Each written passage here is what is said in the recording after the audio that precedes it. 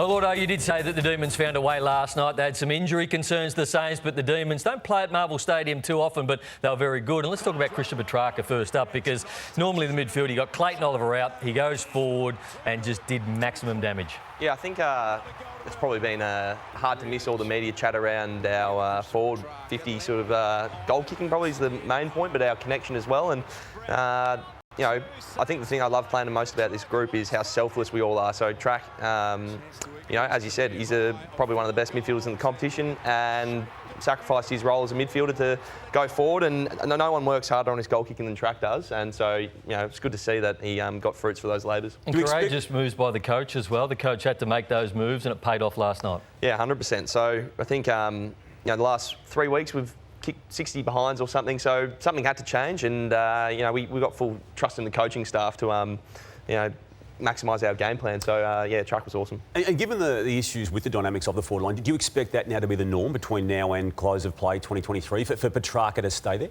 I think we've got a history of different looks and different players, and that's, I think, a strength of ours is that different players can go forward, and you know, it's hard for defences to plan for. Track gets tagged every week, so you know that makes it harder to take care of him. So I think it's a strength of ours that we get some different looks, and without giving away the trade secrets, Damo, it's going to be tight for spots, and I think that the more players can roll through there and you know, add value, the better it'll be. Another strength of yours is the setup behind the ball and how solid you've been right throughout the year. And Lever and May and Petty went back there. We know that. But for Lyon and St Kilda, it's been an issue all year, the intercepting defenders against them. So this is the history of what the interceptors against the Saints have done. Sicily, one of the greatest games we've seen this year. Vlosten, Lordo showed at the time, had his way until they evened up the numbers. Harris Andrews took 9. The record is 10. And these are all against the Saints. Barras, and once again, May last night took 8. So let's look at the vision. You've got to use your numbers around the footy more so than kick that straight back to Stephen May. That is always going to be intercepted and come back. This kick from Owens has to come in here. It's got to come in here, and then you've got the outlet to the open side. If you're going to play straight down the line against Melbourne, and Stephen May doesn't mark that one, but he's there to spoil and disrupt again. There's the numbers. They were hopeless at using the numbers around the ball last night. There's 4 of them, and that kick just goes straight back in. Who's going to mark it? Well, he's going to mark that every time. And look, numbers again in here, Brownie. You've got to work your way through that, because the setup behind the ball is always going to be the outnumber for Melbourne. So they took 23 on the night. Stephen May took 8. This is what you need to do. You've got to shift the ball off the line. How's this kick to Jordan inside? Then you get the overlap. So that's the way that the Saints needed to use the ball. That was the improvement in Melbourne's game last night, and they got the result. But for Lyon, it's been an issue for far too long. Awesome vision. Who do you think is St Kilda's classiest midfielder? Sinclair would be. But apart from that, they are not great ball users, are they? They're contested ball winners, Crouch and Steele, and these players, Ross, but there's not enough polish in that midfield. And they had other problems to contend with last night too, from an injury perspective. Effectively, the very first play saw this happen to the left shoulder of Max King. It's obviously the same shoulder that it was operated and had surgery during the course of the off-season. Seb Ross banged up already, then pinged a right hamstring again early in the piece. And then also before half-time, Stephen May's knee collecting Zane Cordy and had to be subbed out for the concussion protocols around all of that. So 3 down before half-time. It was far from ideal. Makes it very hard, doesn't it?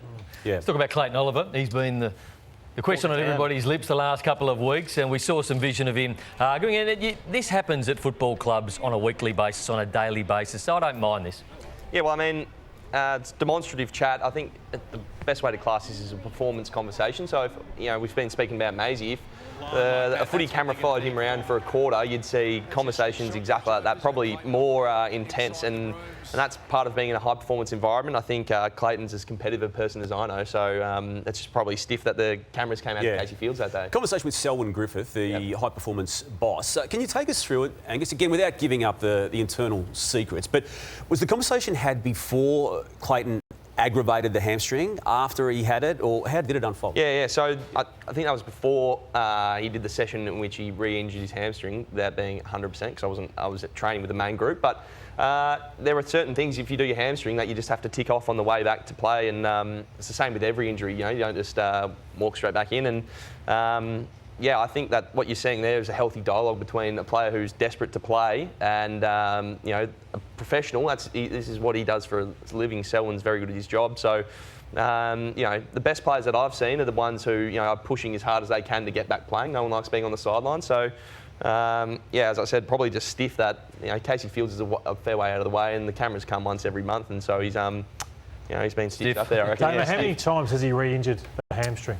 Oh, I'll defer to you, Angus. I'd imagine a few times, Lloydie, only because when it was done in round 10, every week for the first 5, the club kept saying he's about to return. So I'm assuming it was done once before the week just gone, Angus. Is that fair to say? It's the first time he's had, in my time with him, first time he's really dealt with soft tissue stuff. And he had that time in hospital as well, which has been reported on. So it's been a tough few weeks for Clayton, but what have they said, 3 to 4? So, it's not ideal. On top of the 6 already, though. Yeah. And is it normal to have him dressed for game day and going through those exercises? I think that was in the third quarter. I actually liked it, having him as part of the group. Is that something you would normally do with an injured player?